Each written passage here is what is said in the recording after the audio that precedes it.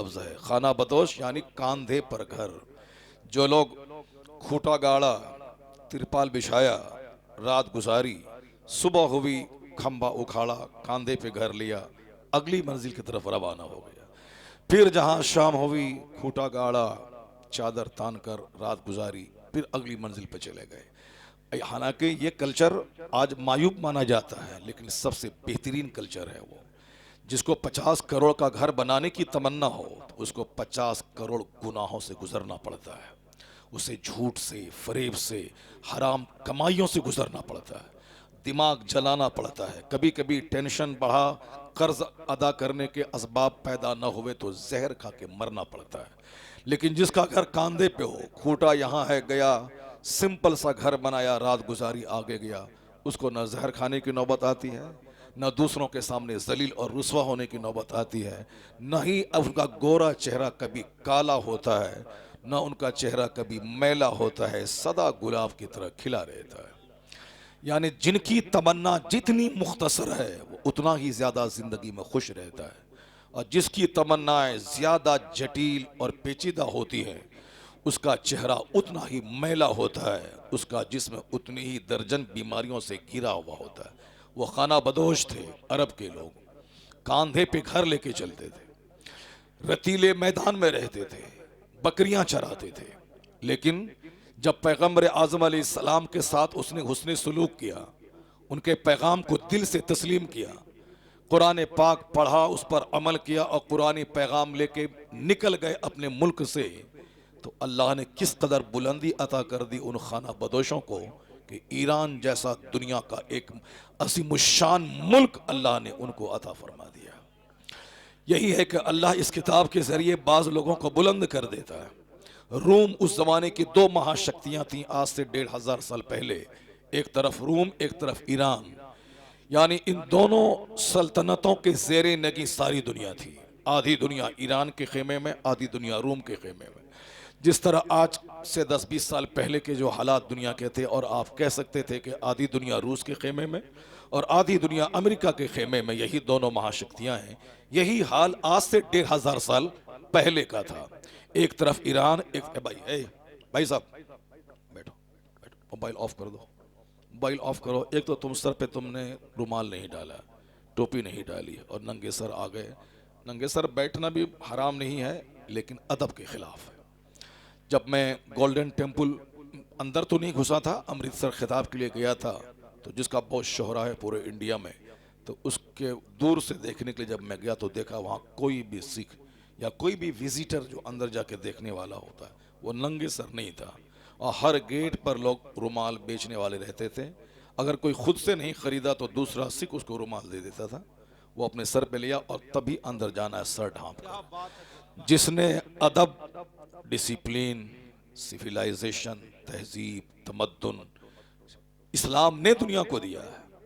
लोग तो पहले इन जानवर की तरह रहते थे, इस्लाम ने सिखाया है कि इंसान बन के कैसे रहना है, कैसे माँ बाप के सामने बात करनी है, कैसे मस्जिद में दाखिल होना है, कैसे बाथरूम जाना है। मस्जिद जाने का अदब है कि दाहिना पांव जाए, और टॉयलेट जाने का अदब, टॉयलेट जाने का तरीका है कि वहां बायां पांव अंदर जाए। इसका मतलब यह निकला कि Islam from the cradle to the grave, माँ की गोद से लेकर कब्र की गोद तक, हर क्षेत्र में, हर डिपार्ट में हमारी रहनुमाई करता है कि मैं कैसे कपड़ा पहनूं, मैं कैसे नहाऊं, मैं कैसे महफिल में बैठूं, मैं कैसे घर में दाखिल हूं, मैं कैसे बाथरूम जाऊं, मैं कैसे बड़ों के बीच बैठूं। ये सारे डिसिप्लिन इस्लाम ने सिखाए हैं। तो हमारे बच्चे चूंकि आज मदरसों से दूर हैं, उलमा कराम को समझते हैं कि इन्होंने अपना काम शुरू किया है कि कुरान पर अमल करो, मदरसे में पढ़ो, हदीस पढ़ो, ये इतना ही काम है।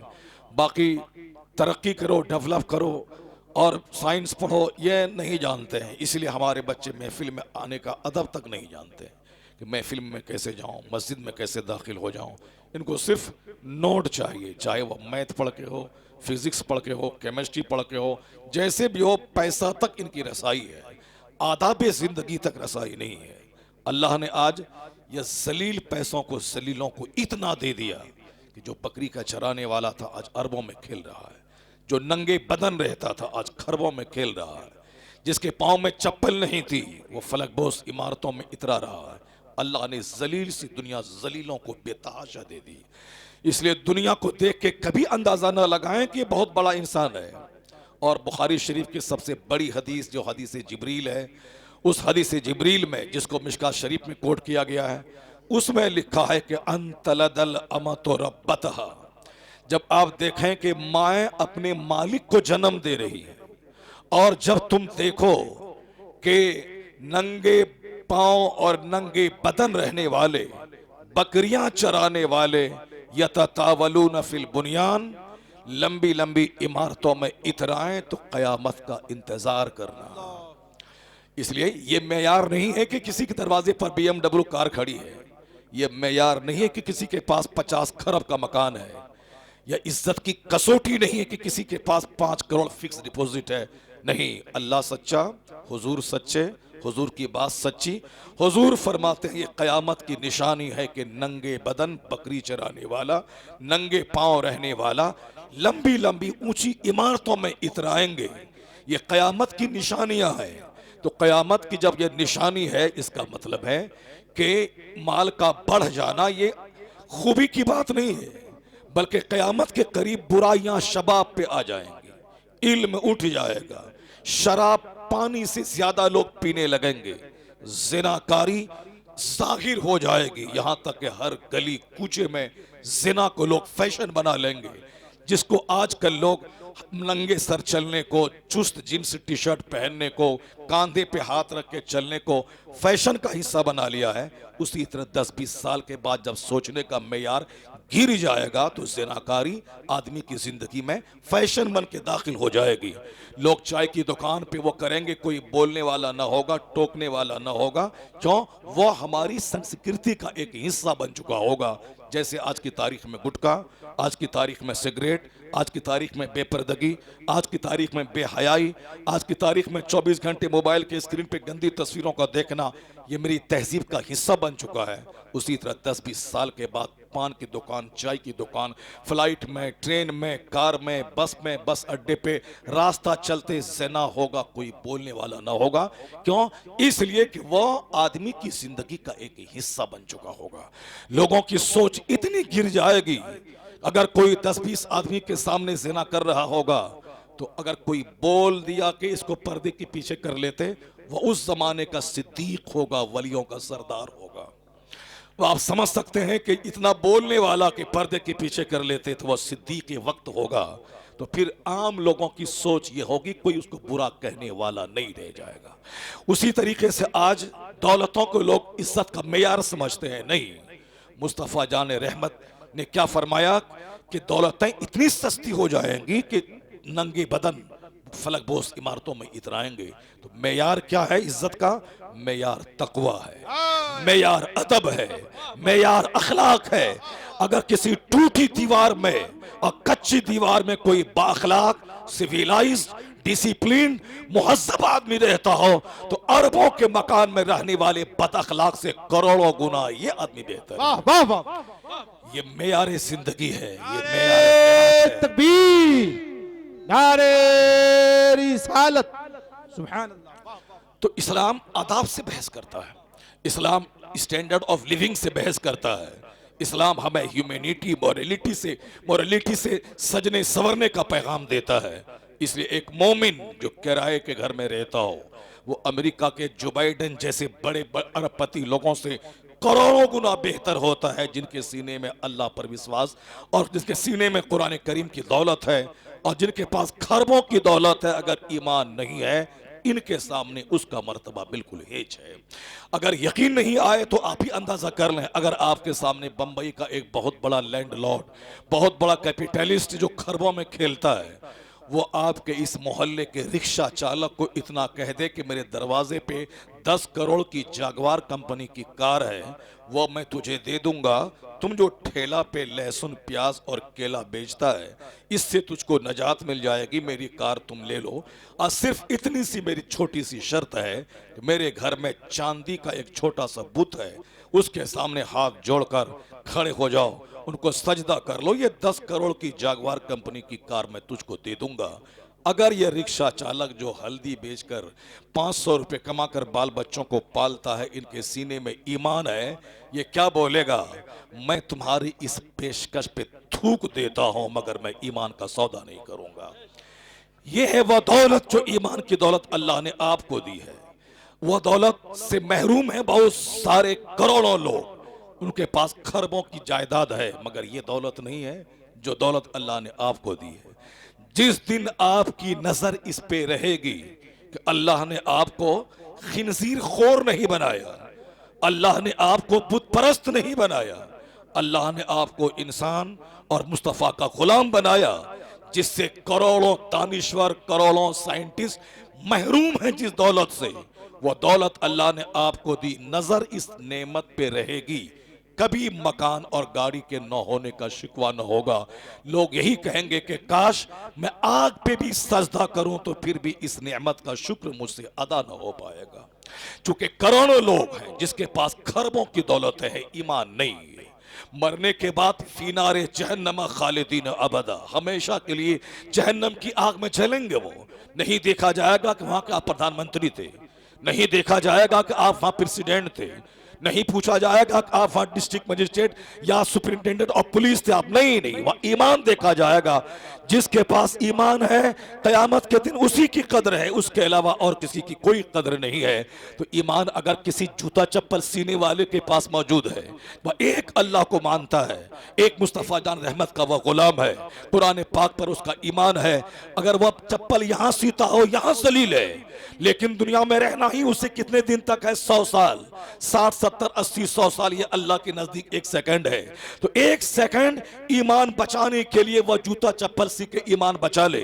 अगर ईमान बचा रहा तो सांस का रिश्ता टूटने के बाद जहां मौत ही नहीं है, जहां का एक दिन 50,000 साल के बराबर होगा, वहां का सारा आराम, सारी आसाइशें उस साहिबे ईमान पे कुर्बान होना चाहेंगी।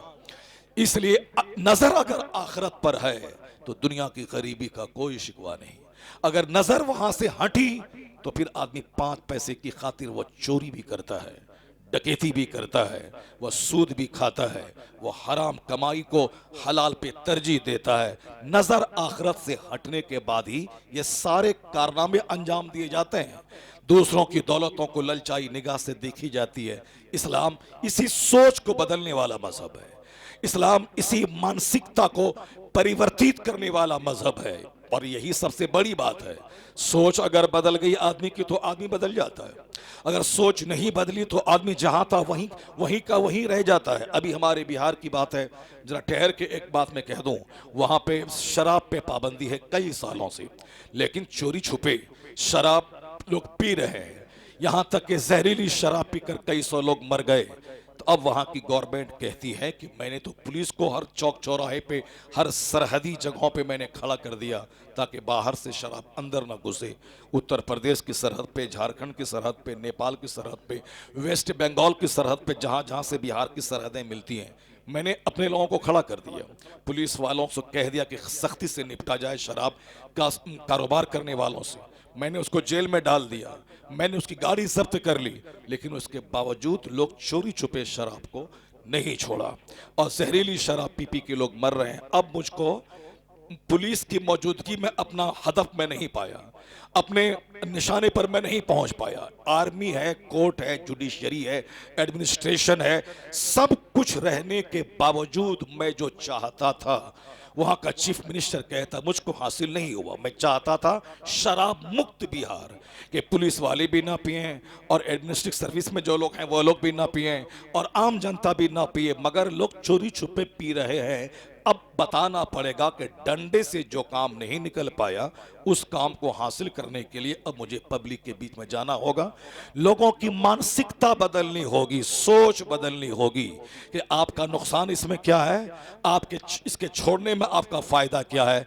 डंडा, कचहरी, जेल की मौजूदगी में वो अपना मकसद हासिल नहीं कर पाया। वो कहता है अब मैं सोच बदलूंगा, लोगों के बीच जाऊंगा, इसके बेनिफिट्स बताऊंगा, इसके नुकसानात से मैं बाखबर करूंगा। तो जिस नतीजे पर आज गवर्नमेंट पहुंची, यही काम इस्लाम 1400 साल पहले से करता आ रहा है।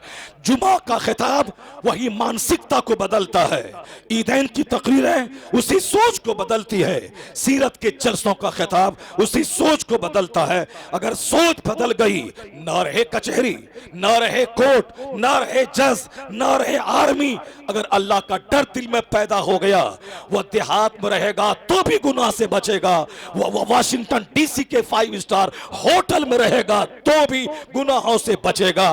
तो इसलिए न बोले कि खिताब से क्या होता है, तकरीर से क्या होता है, जुमा के तकरीरों से क्या होता है, वही होता है जो उसने बोला है।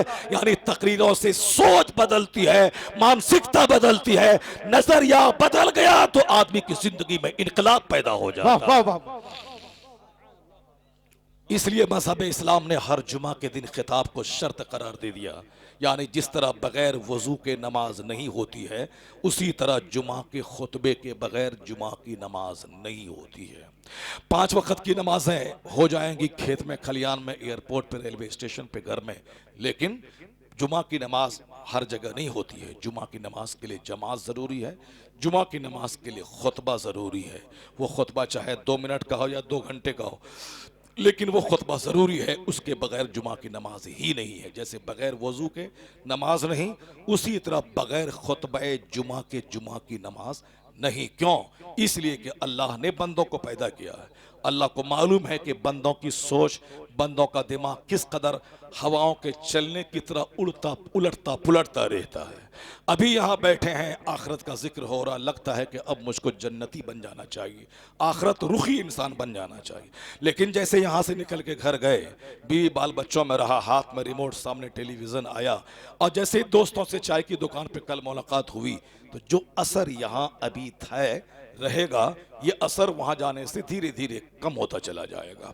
ये इंसान को जो चेंजिंग मेंटलिटी जो दी गई है कि ये बदलती रहती है, इंसान का दिल उलटता पुलटता रहता है। जिस तरह चटियल मैदान पे एक पत्ता है, जिधर की हवा चली उधर ही पत्ता पलट जाता है, उसी तरह ये दिल है जो सराउंडिंग्स में इर्द गिर्द जैसे लोग रहते हैं वैसा ही ख्याल बन जाता है।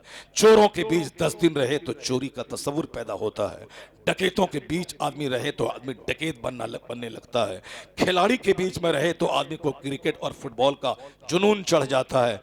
उसी तरह अगर स्कॉलर के बीच में अगर वो 10 दिन रहे, उसे भी तहकीकी मजाज हासिल हो जाता है और वह भी एक इल्मी एजुकेटिव आदमी बन जाता है। जैसा इन्वायरमेंट, जैसा सराउंडिंग, जैसे इर्द गिर्द के हालात, वैसे ही लोगों की सोच बन जाती है। और फिर यह सोच हमेशा कायम नहीं रहती है, उस सोच को हमेशा बरकरार रखने के लिए अच्छी सोहबतें ज़रूरी हैं, उस तरह का माहौल ज़रूरी है। इसलिए इस्लाम ने इंसान की सोच को देखते हुए हर जुमा के दिन खिताब को लाजिम और शर्त करार दे दिया, ताकि जुमा को आज सुना, इन्नल्लाह यअमुरु बिल अदल वल ihsan व ईताइ ज़िल कुर्बा व यनहा अनिल फ़हशाइ वल मुनकर वल बग़य यइज़ुकुम लअल्लकुम तज़क्करून। आया है तफसीर की किताबों में कि इस आयत के अलावा कुरान में कोई आयत और नहीं होती। तो इस आयत में जो जामियत है, इस आयत में जो मानवियत है, उसकी वजह से कहा जा सकता है कि सारे कुरान करीम की आयतों का मफहूम इस आयत करीमा में जमा है। इसलिए खुतबे जुमा में इसको पढ़ा जाता है, अरब में भी, अजम में भी, अमेरिका में भी, अफ्रीका में भी, क्योंकि इस आयत के पढ़ने का मतलब कि पूरा कुरान सुना दिया गया। जिन जिन चीज़ों को इस्लाम नाफिज करना चाहता है उसका बयान इसमें है, और जिन जिन चीज़ों से इस्लाम रोकना चाहता है उन तमाम मनहियात का चर्चा इसमें है। और अल्लाह कहता है यइज़ुकुम लअल्लकुम तज़क्करून, अल्लाह तुम्हें समझाता है, नसीहत करता है, कहीं तुम नसीहत पा जाओ, राह रास्त पे आ जाओ। हर जुमा के दिन इसकी तिलावत होती है, कंटिन्यू पे 50 साल से सुन रहा हूँ। जिसकी उम्र 90 साल है वो 90 साल से सुन रहा है, पर आज तक कोई ऐसा बंदा नहीं मिला जो इमाम साहब के पास जाके पूछे हर जुमा के दिन क्यों इसकी तिलावत होती है। कुरान में 6666 आयतें हैं, उनकी तिलावत क्यों नहीं होती है, इसको क्यों आप बयान करते हैं? कोई बंदा नहीं मिला। क्यों? बंदा सोच लिया कि ये एक रस्म व रिवाज है, इसी हिसाब से चल रहा है, रस्म रिवाज नहीं है वो। सूरह नहल की इस आयत करीमा में वो जामियत है कि मुफस्सिर कहते हैं कोई दूसरी आयत सूरत ना भी नाजिल होती तो कुरान के नाजिल होने का मकसद इसी आयत से पूरा हो गया होता। इसलिए अरब में अजम में उसकी तिलावत होती, उसका क्या माना है, अल्लाह तुम्हें हुक्म देता है अदल का, इंसाफ का, हुक्म देता है अल्लाह ईसार कुर्बानी का दूसरों को देने का, अल्लाह हुक्म देता है एहसान नेकी करने का, अल्लाह तुम्हें रोकता है बेहयाई से, बेशर्मी से, अल्लाह तुम्हें रोकता है बगावत और सरकशी से, अल्लाह तुम्हें रोकता है, यानी जिन तीन चीजों के करने का हुक्म दिया गया और जिन तीन चीजों से रुकने का हुक्म दिया गया है वह एक जामे पैगाम है जिसमें तमाम अच्छाइयां जमा है और तमाम बुराइयों से रोकने का पैगाम जमा है। तो एक जुमा को मैंने तकरीर सुनी, मेरा दिल नर्म हो गया, रोंगटे खड़े हो गए, लेकिन जैसे ही शनिचर का दिन आता है वह थोड़ा सा पानी उतर जाता है। जैसे ही संडे आता है दुकान में 12 घंटे बैठे वो नसीहत का पानी धीरे धीरे कमजोर होने लगता है। आखिरत और जन्नत की बात जो सुनी थी वह कमजोर होने लगती है। नहीं साहब, बाल बच्चे हैं, मकान बनाना है, गाड़ी खरीदनी है, दूसरों का मुकाबला करना है। मौलाना साहब की बात बड़ी अच्छी है लेकिन दुनिया में रहने के लिए कुछ तो करना पड़ेगा। अब वह धीरे धीरे कुछ का मतलब हुआ चाहे जैसे भी हो कार चाहिए, चाहे लोन लेके हो, चाहे कर्ज लेके हो, चाहे लूट के हो, चाहे जमीन बेच के हो, मगर कार चाहिए। बगैर कार वाला घर अच्छा नहीं लगता है। वह करोड़ों दरवाजे पे कार नहीं है, वह लोग इंसान नहीं है। इंसान वही है जिनके दरवाजे पे कार रहे। मौलाना का काम है बोलना, बड़ी अच्छी बात बोल दिया, मगर जरूरत है इस जमाने में समाज में कार की और अपने बंगले की, तो कुछ तो करना पड़ेगा। चाहे अब सच तो सच से ना मिले तो झूठ तो बोलना पड़ेगा। जैसे ही मंगल और बुध के दिन आया अब वह धीरे धीरे उसका सीना सख्त होने लगा, वह नरमी नसीहत का पानी उतरने लगता है। जुमेरात का दिन आते आते पक्का दुनियादार होने के करीब चला जाता है, लेकिन फिर जुमा की नमाज फर्ज है, उसे जुमा की नमाज पढ़ने फिर मस्जिद में जाना है। जो नसीहत का पानी उतर चुका था Sunday Monday Tuesday Wednesday Thursday में लोगों के बीच रहते रहते वह सीना जो सख्त हो रहा था, फिर इस्लाम चाहता है कि अगले जुमा को नसीहत का पानी दोबारा चढ़ा दिया जाए ताकि दिल मरने से बच जाए, और जो मरने के करीब पहुंचा था ये नसीहत का पानी उस खेत को दोबारा जिंदा कर दे। वाह वाह वाह, नारे तकबीर, नारे रिसालत, मसलके आला हजरत, सुबहानी कॉन्फ्रेंस। यह है मानसिकता बदलने की बात, यह है सोच बदलने की बात कि इस्लाम चाहता है वाज जरूरी है, नसीहत जरूरी है, और ये कुरान पाक नसीहत की किताब ही है जिसके सामने पढ़ के सुनाया जाए उसके रोंगटे खड़े हो जाते हैं, उसकी आंखें डबडबा जाती हैं। ये बात, ये क्वालिटी किसी किताब में नहीं है। फिजिक्स पढ़ें तरह तरह के एतराज़ात पैदा होते हैं, केमिस्ट्री पढ़ें तरह तरह के एतराज़ात पैदा होते हैं, बायोलॉजी जूलॉजी बॉटनी पढ़ें तरह तरह के खदशात पैदा होते हैं। थोड़ा सा इल्म आदमी को तहरीयत के करीब ले जाता है, लेकिन जो इल्म की गहराई में कदम रखता है, बड़ा महान साइंटिस्ट बनता है, वो जबान पे लाने पर मजबूर हो जाता है ला इलाहा इल्लल्लाह मुहम्मदुर रसूलुल्लाह। यानी थोड़ा सा इल्म आदमी को मुमकिन है कि कुफ्र की तरफ ले जाए, लेकिन इल्म की गहराई आदमी को सिर्फ इस्लाम की तरफ ले जाती है। इल्म की गहराई, मेरे बाल बच्चे मदरसे को देखते नहीं हैं, इसीलिए वो समझते हैं कि मदरसा में चंद यतीम गरीब मिस्किन बच्चे पलते हैं, बिहार और उत्तर प्रदेश के देहात के गरीबों के बच्चे, और मेरी माँ मर जाती है तो इन बच्चों को बोला कि मैं कुरान खानी करवा लेता हूँ, चूंकि करीब से मदरसे को देखा नहीं है, जाना नहीं है, यह सुनी सुनाई बात है, और जो मुरव्वजा कल्चर है उसको देखकर इन्होंने अपना नजरिया बना लिया है कि मदरसे में कुरान खानी करने वालों की टीम पैदा होती है, मदरसे में जनाजा पढ़ाने वालों की एक टीम पैदा होती है। यह मदरसे गरीबों मिस्किनों मजबूरों के बच्चों के पढ़ने की जगह अनाथालय है, यतीम खाना है, यह ऑर्फेनेज है। ये हमारे बच्चे भी इसको कहते हैं। वो नहीं समझ पाते कि कुरान जब सबसे बड़ी किताब है तो जिस दरसगाह में इस किताब की तालीम होती है वो दरसगाह सबसे बड़ी दरसगाह है। हुजूर ने कहा था खैरुकुम मन तअल्लमल कुरान व अल्लमा, the best among you is one who learns Quran and teaches it to others। तुम में सबसे बेहतर आदमी वो है जो कुरान पढ़ता है और दूसरों को पढ़ाता है। हुजूर ने कहा, तो हुजूर की बात सच्ची। जब कुरान अल्लाह का कलाम है तो अल्लाह का कलाम जिस दरसगाह में पढ़ाया जाए यूनिवर्सिटी से बेहतर है, स्कूल कॉलेज से बेहतर है, जहां फिजिक्स जो आदमी अपना तजर्बा एक्सपेरिमेंट बयान करता है, वो अपना ऑब्जर्वेशन बयान करता है, अपने मुशाहिदात बयान करता है, अपना तजर्बा अपना मुशाहिदा, जिसमें हमेशा त्रुटि और डिमेरिट और खामी का इम्कान मौजूद रहता है। अल्लाह का कलाम सारी खामियों से पाक है, सारी त्रुटि से पाक है, और कोई इंसान का कलाम नहीं, खालिक का कलाम है। वो कलाम जहां पढ़ाया सिखाया जाए, जैसे कलाम इलाही लाजवाब, वो मदरसा दरसगाह भी सबसे लाजवाब है।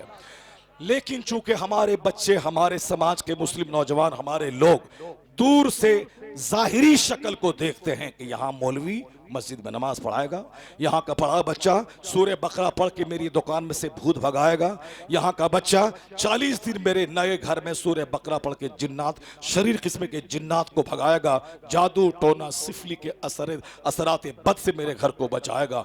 हमने इतना ही मदरसे को समझा, चूंकि हम करीब से नहीं जानते हैं मदरसे को, मदरसा है क्या।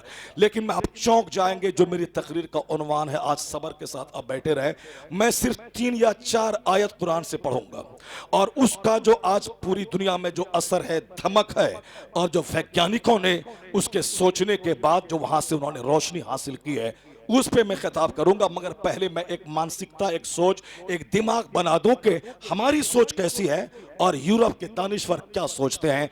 जिस मदरसे को आप यतीम खाना और कुरान खानी करने वाले बच्चे पैदा होने की फैक्ट्री करार देते हैं, इस मदरसे के ताल्लुक से डॉक्टर जॉन डेविनपोर्ट, यूरोप का एक बहुत बड़ा स्कॉलर है, जिन्होंने एक किताब लिखी है द मेकिंग ऑफ ह्यूमैनिटी, यानी उसका तर्जमा उर्दू में है तामीर इंसानियत। उस किताब का एक पैराग्राफ मैं अक्सर पढ़ के सुनाता हूं। वो मौलाना नहीं है, वो क्रिश्चियन है, और वह हिंदुस्तान का पढ़ा लिखा साइंटिस्ट नहीं है, वह यूरोप का एक जबरदस्त पढ़ा लिखा शख्स, एक जबरदस्त तालीम याफ्ता इंसान, जो हिंदुस्तान का नहीं है। मेरा मुल्क हिंदुस्तान है, यहाँ के जर्रे जर्रे से मुझको प्यार है, और जो लोग मुझ पर उंगली उठाते हैं उनसे ज्यादा मुझको प्यार है। क्यों? वह लोग अमेरिका यूरोप से घूम के आते हैं तो व्हाइट हाउस की तारीफ करते हैं, वहाँ का मॉल, वहाँ की मार्केटिंग कम्प्लेक्स, वहाँ की सड़कें, और मगर मेरे बच्चे, मेरे असातिज़ा, मैं अगर अमेरिका से घूम के आता हूँ तो क्या कहता हूँ, वहाँ की चमकती सड़कों से हिंदुस्तान की सड़ी हुई गलियां बेहतर हैं। हमारे मुल्क की कच्ची दीवारें वहाँ के व्हाइट हाउस से बेहतर है। अमेरिका से अच्छा हिंदुस्तान हमारा, ब्रिटेन से अच्छा हिंदुस्तान हमारा, चाइना जापान से अच्छा हिंदुस्तान हमारा, नॉर्वे कनाडा से अच्छा हिंदुस्तान हमारा, श्रीलंका और मलेशिया से अच्छा हिंदुस्तान हमारा। यानी इसका मतलब सारे जहां से अच्छा हिंदुस्तान हमारा। हम बुलबुले हैं इसकी, ये गुलसिता हमारा। तो जो लोग हम पर इल्जाम लगाते हैं कि इनको देश से मोहब्बत नहीं है, वो अपनी ज़बान, अपने जुमले पे गौर करें कि वो अमेरिका की तारीफ करते हैं, वो मलेशिया की तारीफ करते हैं, वह सिंगापुर के रेलवे स्टेशन पे जो कारपेट और कालीन बिछे हैं उसकी तारीफ करते हैं। मगर मैं हिंदुस्तान की सड़ी हुई सड़कों की तारीफ करता हूं। यहां के जर्रे जर्रे से मुझको प्यार है। अमेरिका यूरोप से कई गुना ज्यादा मेरा मुल्क अच्छा है। तो हम गद्दार हो गए। अपनी बात अपने पास रख। हमारे बच्चों की घुट्टी में मोहब्बत वतन पिली हुई है।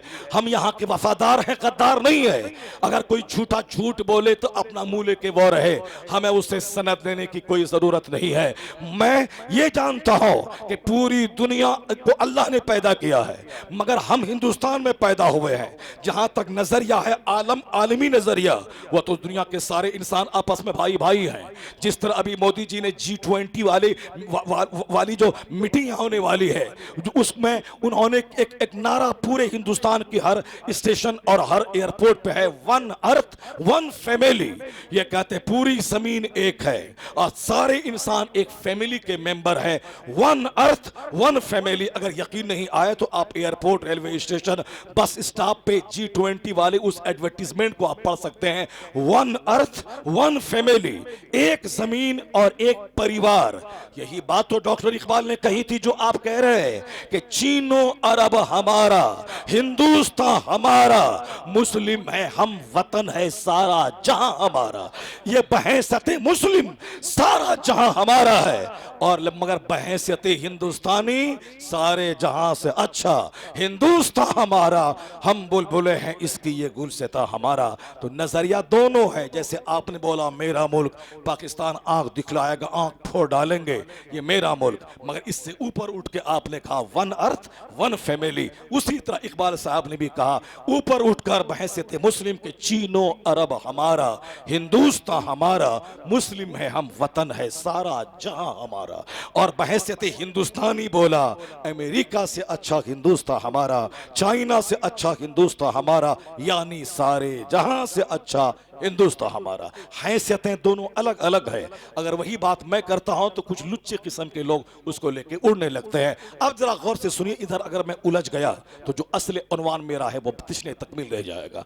मेरा असल उन्वान है कि वो 4 आयतें जो मैं पढ़ना चाहता हूं आपके सामने, आप गौर से उसको सुने। जो लोग इधर उधर खड़े हैं वो बैठ जाए, देखें कुरान करीम की आयतों में क्या कहा गया कि कुरान इसलिए नाजिल हुआ है लियदब्बरू आयातिही, ताकि इनकी आयतों में गौर व फिक्र किया जाए, तदब्बुर किया जाए इनकी आयतों में। वलियतज़क्कर उलुल अलबाब, जब गौर करेंगे तो अक्लमंद लोग वहां से नसीहत के मोती निकालेंगे, ये अपनी जिंदगी में इनकलाब बर्पा करेंगे। इनकी गलत सोच है तो उसको सीधी सोच करेंगे। अगर जीने का अंदाज गलत था तो वहां से यू टर्न लेकर वह सही तरीक़े हयात को वह अपनाएंगे। कुरान पाक है ही वो किताब ताकि उनकी आयतों में गौर किया जाए और वहां से नसीहत के मोती निकाला जाए। इसको कुरान करीम ने नाजिल होने का मकसद बयान किया है। ये वो किताब है जो मैंने आप पर उतारी ए महबूब, बरकत वाली, ताकि इनकी आयतों में गौर किया जाए। यानी कि सिर्फ उसको रटा जाए नहीं, इस इनकी आयतों में गौर किया जाए। और फिर गौर करने का मतलब वलियतज़क्कर उलुल अलबाब, वहां से नसीहत हासिल किया जाए। अक्लमंदों की आंख खोले कि मुझको क्या करना है और मैं क्या कर रहा हूं। तो गोया कुरान करीम की आयतों पे गौर करने के बाद ही नसीहत मिलती है। आदमी का सीना खुलता है, आदमी का नजरिया बदलता है। तो कुरान नजरिया बदलने वाली किताब, कुरान अनवार व तजल्लियात सीने में दाखिल करने वाली किताब, कुरान तहजीब की जुल्मत से निकालकर तमद्दुन के उजाले में लाने वाली किताब, कुरान करीम माँ की गोद से कब्र की गोद तक हमारी रहनुमाई करने वाली किताब। इसलिए मुस्तफ़ा ने कहा जो कुरान पढ़ेगा उस पर अमल करेगा, वो अगर पस्त हो तो अल्लाह उसे बुलंद कर देगा।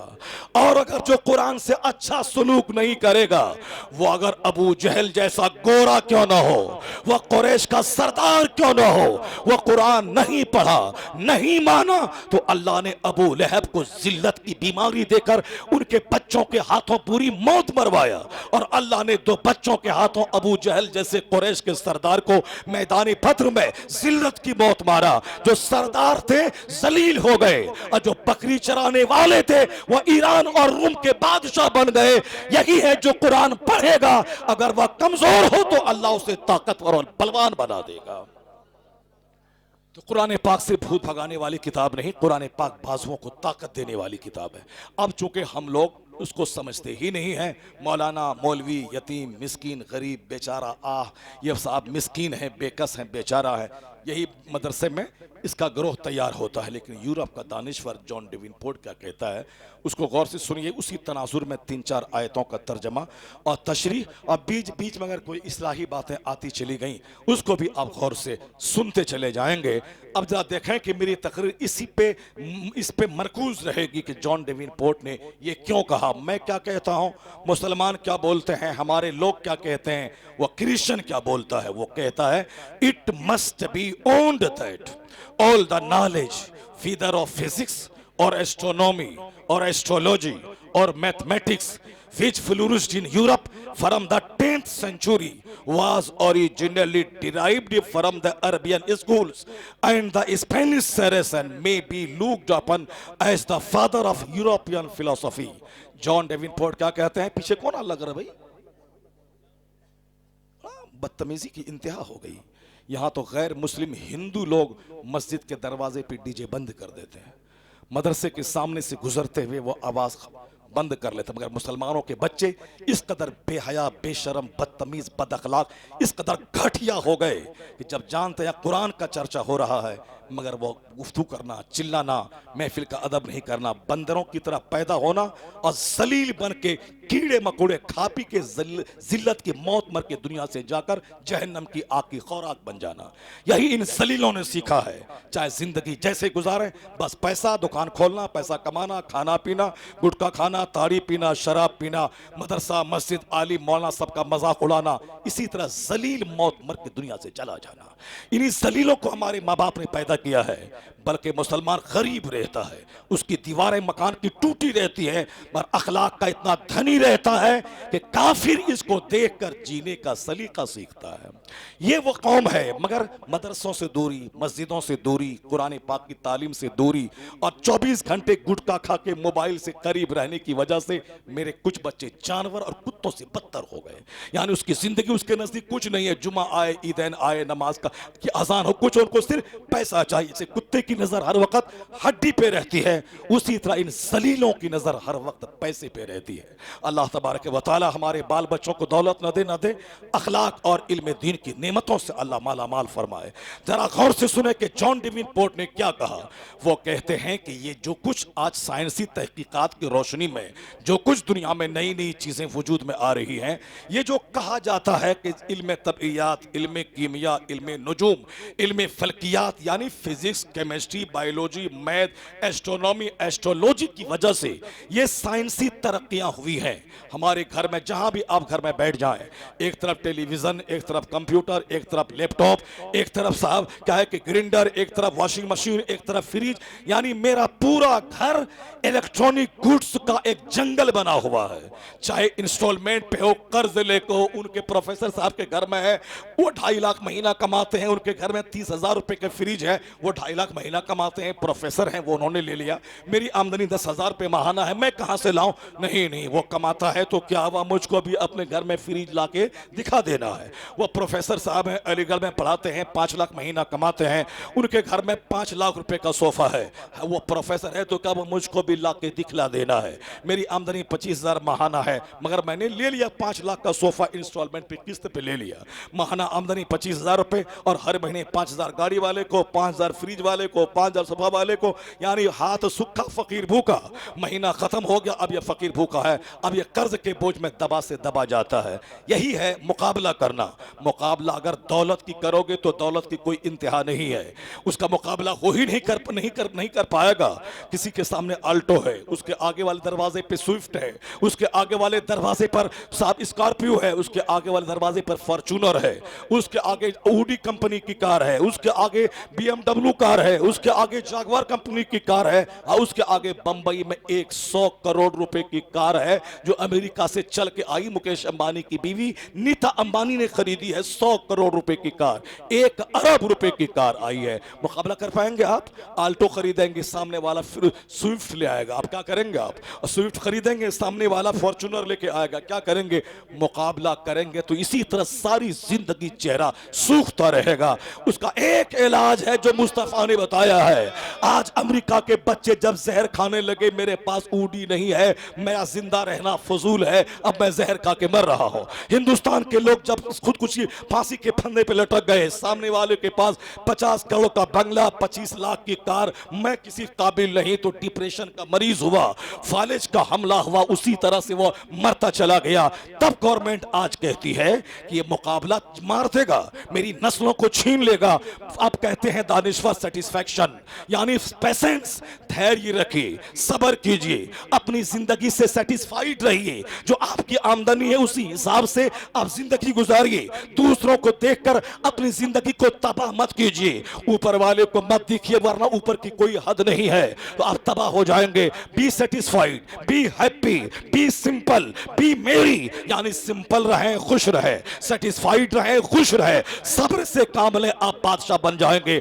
ऊपर वाले को न देखें, आपसे बेशुमार गरीब हैं जो रिक्शा चालक हैं, जिसके पास पाँव नहीं है, जिसके पास किराए का घर है, अपने से कमजोरों को देखें, संतोष पैदा होगा। यह जुमला जहां आज यूरोप के दानिश्वर कहते हैं, हिंदुस्तान के पढ़े लिखे लोग कहते हैं, यही पैगाम मुस्तफा ने 1400 साल पहले अता किया। अल बसा रकाज़तो मिनल ईमान, सादगी ईमान का हिस्सा है। और हुजूर ने कहा उनजुरू इला मन हुवा अस्फल मिनकुम वला तनजुरू इला मन हुवा फौककुम, जो माली हैसियत से तुझके ऊपर है उसको मत देखा कर, और जो तुझसे कमजोर है उसको देखा कर। अल्लाह की नेमतों की कदर का एहसास होगा। तो जहां दुनिया के दानिश्वर की नजर आज गई है, वहां मुस्तफा की नजर 1500 साल पहले गई। नारे तकबीर, नारे रिसालत, मसलके आला हजरत हजरत अल्लामा डॉक्टर मुफ्ती शहरयार रजा खान कादरी। हुजूर से बड़ा कोई नहीं है, हुजूर से बड़ी बात किसी की नहीं है। सरकार दो जहां हर एतबार से बड़े हैं। उनकी ज़ात मुमतन वो नज़ीर है, उनकी नज़ीर मुश्किल है। गुले खुश रंग रसूल अरबी व मदनी, ज़ेब दामान अबद तुर्रे दस्तार अज़ल, न कोई उसका मुशाबे है, न हमसर न नज़ीर, न कोई उसका ममासिल न मुकाबिल न बदल। और इसी को अमेरिका के डॉक्टर माइकल हार्ट ने कहा, he was the only man in history who was successful on both levels, religious and secular. तारीख़ आदमियत का इकलौता इंसान मोहम्मद अरबी है जो मजहब और सियासत दोनों सतह पर सबसे ज्यादा कामयाब तरीन शख्स हुआ है। जो कामयाब तरीन इंसान है उनके फार्मूले में कामयाबी का राज छुपा हुआ है, उनकी बातों में हिकमतों का समंदर पिन्हा है। इसलिए तो बरेली का आला हजरत कहने लगे, सारे ऊंचों में ऊंचा समझिए जिसे, है उस ऊंचे से ऊंचा हमारा नबी। सारे अच्छों में अच्छा समझिए जिसे, है उस अच्छे से अच्छा हमारा नबी। न कोई स्कॉलर बड़ा, न कोई साइंटिस्ट बड़ा, न कोई फिलोसफर बड़ा, सबसे आला व औला हमारा नबी, सबसे बाला व वाला हमारा नबी। यही आला हजरत का नजरिया लेकर हुजूर मुफ्ती आजम हिंद, हुजूर बुरहानी मिल्लत, हुजूर ईदुल इस्लाम, हुजूर मुजाहिद मिल्लत सारे हिंदुस्तान में इसी नजरिए को आम करते रहे। और यही नजरिया लेकर जब मुल्क के अरब पहुंचे तो वहां के कम पढ़े लिखों को मबहूत और मुतहय्यर कर डाला और आला हजरत के मसलक को डंके की चोट पे वहां बयान किया। दूसरों को देखेगा तो बर्बाद हो जाएगा, सबसे निगाहें मोड़ कर मुस्तफा पे निगाह मुत्तकिस कर दे और बोल उन्हें जाना उन्हें माना, न रखा गैर से काम, लिल्लाहिल हम्द में दुनिया से मुसलमान। नारे तकबीर, पूरा मजमा हाथ उठाए, नारे रिसालत, खानदाने आला हजरत, कलामे आला हजरत। जॉन डेवेनपोर्ट ने क्या कहा जरा उसको गौर से सुन ले। उसने कहा कि ये सारी साइंसी तरक्कियां, इल्म तबइयात यानी फिजिक्स, इल्म कीमिया यानी केमिस्ट्री, इल्म हयातियात यानी बायोलॉजी, इल्म रियाजी यानी मैथमेटिक्स, इल्म फल्कियात यानी एस्ट्रोलॉजी, इल्म नजूम यानी एस्ट्रोनॉमी, वो कहते हैं ये सारी तरक्कियां इन उलूम की वजह से हुई हैं। लेकिन अगला जुमला सुनिए वो क्या कहता है। वो कहते हैं ये सारे उलूम अरबी मदरसों से लिए गए हैं। सुभान अल्लाह, सुभान अल्लाह। मैं यही कहना चाह रहा था कि वो क्रिश्चियन है, मौलाना नहीं, मुसलमान नहीं है, बहुत बड़ा पढ़ा लिखा है, छोटा मोटा पढ़ा लिखा नहीं है वो। चूंकि उनकी किताबें हिंदुस्तान में चल रही हैं, उनकी किताबों को सारी दुनिया पढ़ रही है। फिजिक्स में जितने चैप्टर हैं वो सारे चैप्टर के लिखने वाले सब सात समंदर पार के लोग हैं। केमिस्ट्री बायोलॉजी में जितने नजरियात हैं, आइंस्टाइन के नजरियात हो या न्यूटन के नजरियात हो, वो सारे नजरियात उसी सात समंदर पार के दानिश्वरों के हैं। ये दिल्ली के दो चार लोग जो इस्लाम मुसलमान के खिलाफ बोलते हैं, ये सब ये तो इल्म से महरूम है, कोरे लोग हैं, नहीं जानते हैं। उसकी नजर उसी तरह हड्डी पे रहती है कि हम कुछ बोल दें और दो चार सिक्का मुझको मिल जाए, मेरे अपने लोग मुझको हीरो बना दें ताकि मैं पार्षद बन जाऊं, कि मैं विधायक बन जाऊं, मैं एमपी बन जाऊं। छोटा मकसद है, इसीलिए वो इस्लाम के पैगंबर के खिलाफ ये गंदी जबान वो इस्तेमाल करता है। वरना यूरोप का दानिश्वर वो कितने बड़े हैं इसका अंदाजा इनको भी है। और मैं हिंदुस्तानी हूं, मगर हिंदुस्तानी होने के नाते इल्म दोस्त आदमी हूं। मेरे हाथ में मोबाइल है, 150 करोड़ हिंदुस्तानी में कोई बता दे कि मैंने इसका आविष्कार किया है। हमारे घर में टेलीविज़न है, कोई अर्चे मेरे घर में नहीं है, जो हिंदुस्तानियों की बात मैं कर रहा हूँ, हिंदुस्तानियों की बात मैं कर रहा हूँ। लेकिन वो अब टेलीविज़न है, वो किसने दिया? क्या कोई हिंदुस्तान का कोई पढ़ा लिखा साइंटिस्ट बनाया है? नहीं। हमारे प्रोफेसर साहब से पूछें तो वो बोलेंगे जेएल बेयर्ड ने टेलीविजन का इजाद किया है। और एटम बम आज अमेरिका से ये थ्योरी सबको मिली, किसने बनाया है? ऑटो हान ने बनाया। ये हवाई जहाज 50 लाख हर साल हाजी हरमैन तैयबैन पहुंचते हैं हवाई जहाज के जरिए। ये हवाई जहाज जैसी अजूबा सवारी किसने दी है? 150 करोड़ हिंदुस्तानियों में किसी ने दिया है?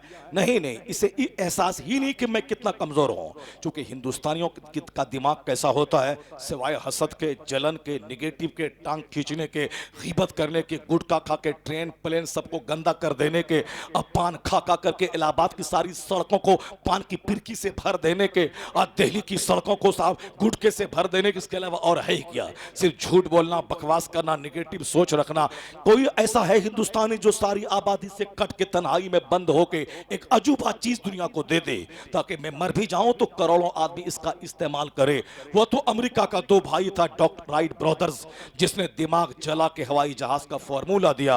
आज करोड़ों लोग रोजाना हवाई जहाज का इस्तेमाल करके 1 महीने का सफर 1 घंटे में तय करते हैं। किस कदर दिमाग था उसका जिसने दिमाग जला के हवाई जहाज जैसी सवारी दी? इंडिया का नहीं था वो, चाइना जापान का नहीं था वो, 7 समंदर पार अमेरिका का दानिश्वर था। तो जहां के दानिश्वर ने, जो बात मैं कहने जा रहा हूं, जहां के दानिश्वर ने हवाई जहाज दिया, जहां के दानिश्वर ने ये माइक्रोफोन दिया जिससे मैं बातें करता हूं, अजान 5 वक्त होती है, कोई हिंदुस्तानी बनाया इसको? नहीं, ये हिंदुस्तानी गटर गटर करता रहे, मगर ये बनाने वाला डेविड हक्स है, ये उसी 7 समंदर पार का दानिश्वर है। ये टेलीग्राफी का फन, ये टेलीविजन, ये साइकिल, ये मोटरसाइकिल, ये मोटर कार कोई हिंदुस्तानी नहीं बनाया। हिंदुस्तानी ने नहीं दिया मोटर कार, हेनरी फोर्ड ने दिया इसका नजरिया। हेलीकॉप्टर ब्रैकेट ने बनाया है। ये वो लोग हैं जो दिमाग जलाते हैं और सारी दुनिया को आराम पहुंचाने का सामान देते हैं। कितनी अच्छी सोच, कितनी बड़ी सोच कि उन्होंने दिमाग उसने जलाया, मेरे घर में फ्रिज आ गया। दिमाग उसने जलाया, हमारे घर में साहब कंप्यूटर आ गए। दिमाग उसने जलाया, मेरे घर में ग्राइंडर आ गए। दिमाग उसने जलाया, मेरे दरवाजे पर साइकिल से लेकर के साहब 4 व्हीलर तक सारी सवारियां मौजूद हैं। एक भी हिंदुस्तानी साइकिल, मोटरसाइकिल, हवाई जहाज का फॉर्मूला नहीं दिया। वो सारा फॉर्मूला 7 समंदर पार से आया है। मैं हिंदुस्तानी हूं, हिंदुस्तान के जर्रे जर्रे से मुझको प्यार है, मगर हकीकत शनास हूं। अगर कोई काम हकीकत को पहचानने वाला हो, कोई एहसान करे तो मैं उसका एहसान मानने वाला हूं। हवाई जहाज उसने दिया है। तो जहां के दानिश्वर की तहकीकात, इजादात से आपका घर माला माल है। बड़ा वो है कि आप हैं, बड़ा वो है जिसने हवाई जहाज दिया, बड़ा वो है जिसने ग्राइंडर दिया, बड़ा वो है जो मोटर कार दिया, बड़ा वो है जो टेलीविजन दिया। दुनियावी एतबार की बात मैं कर रहा हूं, उन लोगों ने दिया। तो वहां का दानिश्वर एक हिंदुस्तान के लाखों पे भारी होता है। इसलिए डॉक्टर बर्नार्ड शॉ वहां के हैं, उसकी किताब इलाहाबाद यूनिवर्सिटी में, पूर्णिया यूनिवर्सिटी में, बम्बई यूनिवर्सिटी में, पूरे हिंदुस्तान की सारी यूनिवर्सिटीज में डॉक्टर बर्नार्ड शॉ की किताबें चलती हैं। वर्ड्सवर्थ, शेक्सपियर के उन्वानात यहाँ पढ़ाई हो रही है। आइंस्टाइन के नजरियात यहाँ पढ़ाए जाते हैं, न्यूटन के नजरियात यहाँ पढ़ाए जाते हैं। इसलिए उन लोगों ने कितना दिमाग जलाया है, वहीं का दानिश्वर बोल रहा है। अगर हिंदुस्तान का किसी का नाम लूं तो आप मजाक उड़ाएंगे, अपनी तरफ से बढ़ा के बोल रहे हैं, चढ़ा के बोल रहे हैं। मौलाना है इसलिए मदरसे की तारीफ कर रहे हैं, मुसलमान है इसीलिए इस्लाम की तारीफ कर रहे हैं। लेकिन जॉन डेवनपोर्ट यूरोप का दानिश्वर है, वो वहां का दानिश्वर जिसकी तहकीकात से मेरा सारा घर सजा हुआ है, जिनकी किताबों से हिंदुस्तान की यूनिवर्सिटियां आबाद है। वो क्या कहता है? ये सारी तरक्कियां फिजिक्स, केमिस्ट्री, बायोलॉजी की वजह से हुई है, और ये सारे उलूम अरबी मदारिस से लिए गए हैं। वह यूरोप का दानिश्वर बोलता है ये सारे उलूम अरबी मदरसों से लिए गए हैं। स्पेन में जहां मुसलमानों की गवर्नमेंट थी, जहां मस्जिद से लेकर मकतब और मदरसों तक तहकीक की बातें समझाई जा रही थी, कुरान पढ़ा पढ़ा करके, सिखा सिखा करके लोगों को बताया जा रहा था कि कुरान करीम ने जो तहकीक का मजाज दिया है, रिसर्च का मजाज दिया है, इन्वेस्टिगेट का मजाज दिया है, डिस्कवर का मजाज दिया है, कुरान करीम की उन आयतों में जिसमें आया है कि रिसर्च करके देख कि दुनिया क्या थी, दुनिया क्या है, दुनिया कैसे बने, जमीन बगैर पिलर के समंदर पे कैसे खड़ी है, आसमान बगैर पिलर के कैसे खड़ा है, यह सूरज आग का गोला रोजाना उगता है, रोजाना डूब के पूरी दुनिया को कैसे रोशन करता है। इस जमीन से कई गुना ज्यादा बड़ा वह सूरज है जो देखने में फुटबॉल लग रहा है। कभी तुमने सूरज पे गौर किया, कभी तुमने चांद पे गौर किया, कभी तुमने मौसम की तब्दीली पे गौर किया, कभी तुमने रात और दिन के बदल जाने पे गौर किया। ये तो समझते हैं कि फिजिक्स केमिस्ट्री की बात है, मगर स्पेन में जब मुसलमानों की गवर्नमेंट वहां थी, वहां जुमा के खिताब में, वहां के दरसगाहों में जब कुरान की आयतों को पढ़ पढ़ के सुनाया जा रहा था, उसी में से एक आयत ये भी है, अफला यंजुरून इलल इबिल कैफ खुलिकत व इलस समाई कैफ रुफिअत व इलल जिबाली कैफ नुसिबत व इलल अर्दी कैफ सुतिहत, यानी they don't see how the camel is created, don't see how the sky is raised, they don't see how the earth is spread. वह गौर क्यों नहीं करते कि ऊंट कैसे पैदा हुआ, आसमान कैसे बुलंद कर दिया गया, जमीन कैसे पानी पे बिछा दी गई। वह रिसर्च क्यों नहीं करते। हम बालू पर चलें तो मेरा पांव यहां तक धंस जाए, मगर उसी में एक जानवर है ऊंट जो उस रेत पर जहाज की तरह दौड़ता है।